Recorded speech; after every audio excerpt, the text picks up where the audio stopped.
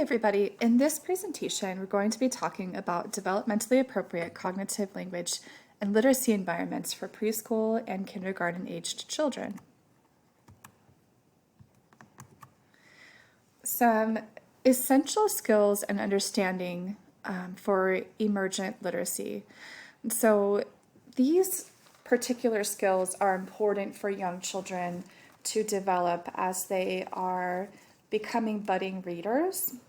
Children need to understand that what we say and what others can say can be written down and read, that the difference between words and pictures, and that words are read and pictures are not. You can tell a story through pictures, but the words are what we read. Sentences are made up of words and words are made up of letters. That reading goes from left to right and from top to bottom in the English language. That a book is read from the front to the back. What we say is divided into words, and that spaces separate written words. Sentences begin with a capital letter, and sentences end with periods, question marks, or exclamation marks. And that a book has a title, an author, and sometimes an illustrator or a photographer. You're going to watch two videos this week. One has to do with the 5 predictors of early literacy, and the other has to do with oral language and print-rich environments. So how will you know when your appropriate language and literacy environment supports the development of reading and writing? For reading, children will enjoy looking at books. They'll listen carefully to a story while looking at the pictures. They'll know concepts about print. They'll recognize their own printed name. They'll begin to learn letter sound associations, and they can segment spoken words into onset and rhyme and attempt to sound out words. And in writing, children might begin to scribble. Maybe they'll make lines and circles. Then they'll begin to draw faces, maybe write their own name. And they'll start seeing writing for a purpose, and they'll practice making letter-like forms and eventually attempt to write words and phrases using invented spelling. And then for language and vocabulary, children will demonstrate a steady increase in vocabulary. They'll enjoy learning to understand and use new words, and they can define and discuss the meanings of new words. So what does a print-rich environment look like? So I'm going to walk through a series of pictures that just demonstrate a print-rich environment. And you can see one of these pictures right in the middle is a picture of the children's daily schedule. And if you've taken the guiding behavior class, one of the activities that you do in that class is to create a daily schedule. And the purpose of that is so that children can understand the sequence of daily events. And when you make a daily schedule for children, the print should be large enough that they can see it, and it should be accompanied with a picture that shows what the activity or event will look like, so that children start to make that connection between the print and the picture.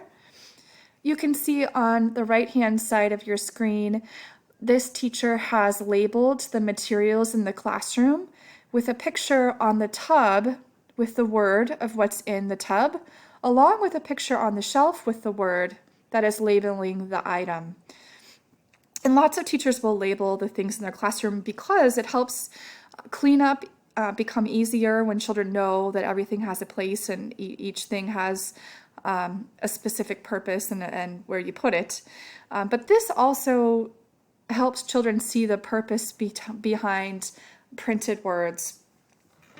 And then on the left-hand side of your screen, you see what we call environmental print, and these are familiar pictures and images, and this is in particular branding, like you see Cheez-Its and Ritz crackers, things that children might be familiar with.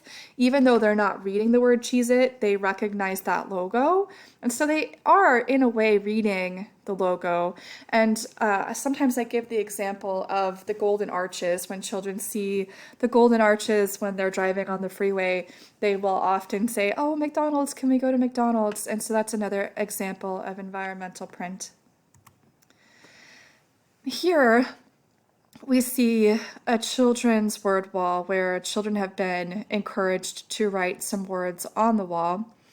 And then the other picture is a picture of a teacher's writing center.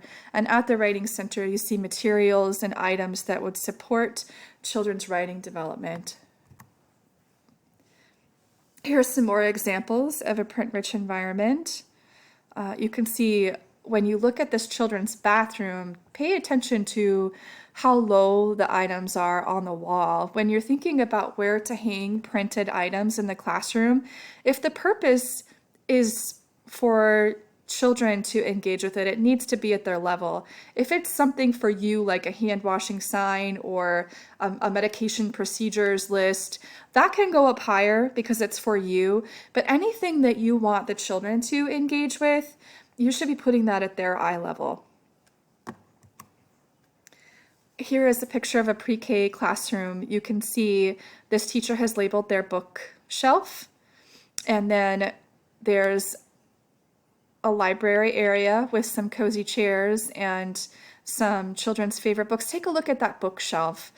It's important that children can see and access the covers of those books. It makes it more inviting. If your bookshelf is too cluttered and children can't see the images on the covers of the books, they're not going to engage with it. So when you're setting up your classroom, be thinking about how many books you need on your shelf and whether or not children can see and access those covers.